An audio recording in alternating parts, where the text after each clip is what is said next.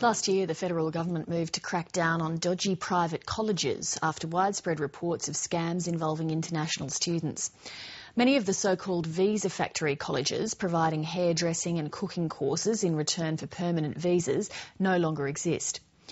Despite the overhaul of the tertiary sector, lawyers say that foreign students are now struggling with another major problem, accommodation and workplace rip-offs. Stewart reports. These Indian students are studying at Victoria's La Trobe University. Earlier this year, they answered an ad offering work at a mattress recycling factory in Melbourne. When the students arrived, they were told they would not be paid until after they'd been trained. We just rocked up and we were like, okay, we are ready for the work. What work do you have? And she was like, I have a mattress factory. And the thing is, I won't be paying you guys immediately because you guys would be trained first. And after the training period, there's another house that I have. The students say they received no training. The factory owner, a woman called Tina, then offered the students free accommodation in this house in return for working 5 nights a week.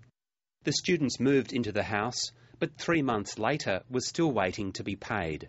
They later decided to quit the mattress job and moved out of the house. Because of the condition there, we obviously knew that we were cheated, and our morale was going down. There were fights between us friends for nothing, for absolutely nothing. The factory has no signs to identify it from the outside, and the mattresses are advertised on the internet. The students say they were not offered any contract or work agreement. She said, go fuck yourself. That's many times. Whenever she feels that the work is not proper, she used to say that. The students say the work was unsafe. I operated a staple gun. Even you know that gun, right? These carpenters use this gun for stapling, yeah. And I operated without any experience. That was my first day I went there. She used to make it sound as if everything that she was doing was legal. And because we were new at that time, we couldn't really question or, make sense out of it ourselves. The Tenants Union of Victoria says landlords are increasingly targeting international students as a source of cheap labour. We've seen a whole heap of people who have flocked to a source of income, basically seeing them as a total cash cow. We're seeing really unscrupulous operators who we may have come across in the past running rooming houses, running specialist student accommodation, also providing an additional mix of services which are equally exploitative. The owner of the factory declined to be interviewed but said over the phone that the students were lazy, slow workers who didn't deserve to be paid. In Sydney, legal centres which represent international students say that work and accommodation rip-offs are common. Many international students, particularly those from Asian backgrounds, are too scared to assert their legal rights, particularly when in these situations we have head tenants telling them that if they bring a claim or if they alert someone that this is happening, they will have their visas taken away from them and they'll be forced to leave the country.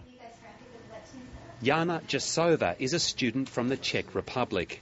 She paid a $300 bond and $170 a week for a room in a basement and was told that she'd be sharing the room with one other woman. He said, I'm going to share the room with one girl only. And he said, Japanese girl. So I was like, yeah, I like Japanese people. But when she arrived, the words share accommodation took on a whole new meaning. Next day I just moved in, gave him a bond and went to the workplace. After work, when I came back, it was a late night. I suddenly found 6 more people there sharing the room with me. Jana Jisova decided to move out and then discovered that getting her bond back would not be easy. If I don't like it, I can fuck off the house. That's what he said. Tenancy advocates say that some landlords routinely kick out groups of international students just to keep their bond.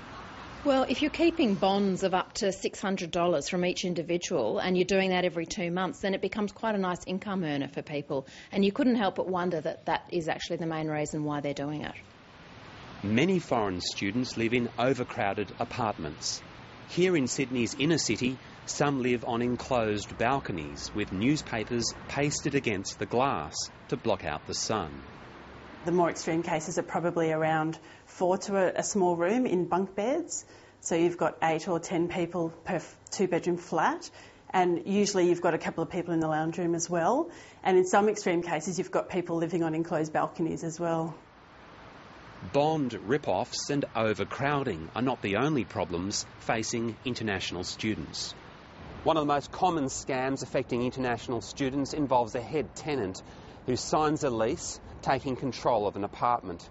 The head tenant never moves into the apartment, but then crams the flat full of international students.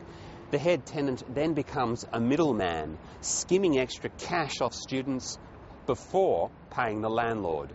I think it's very lucrative, especially for the head tenants who don't own the property. They don't have the same outgoings that a landlord would have, and they're not responsible for doing repairs. So they're not really doing much at all to earn their money.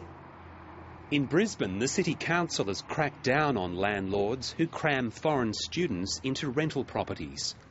The council has placed a limit of 5 unrelated people who can live in any one dwelling and is prosecuting landlords who ignore the rule.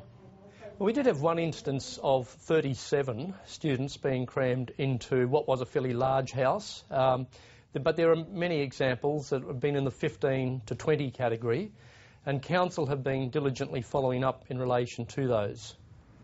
Brisbane City Council has carried out 2,000 home inspections to try and keep overcrowding under control and has fined some landlords thousands of dollars. This is a question of reputation. These young students that are coming here from many different lands are going to be the business, trade and political leaders in their countries into the future.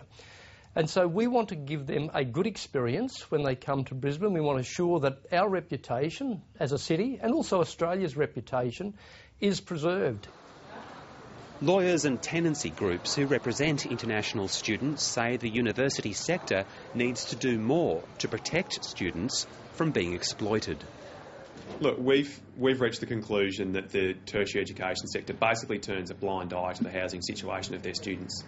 It really is time that they shine a light on that, because ultimately it will affect their ability to attract students in the end. But it really allows unscrupulous operators to take advantage of their students while they're here. And it's just not acceptable for them to not step into the space and step up to the challenge. The university sector says that all universities provide accommodation and tenancy information before, during and after international students enrol, and that universities are currently seeking to liaise with community housing bodies and government authorities. The Indian students at La Trobe University say the experience working in the mattress factory has not changed their view of Australia. I think there are bad elements anywhere in the world, and I won't say it's about Australia or whatever. In fact, all of my Australian friends have been really supportive of me. But they are now more cautious about who they work for and where they live. John Stewart, Late Line.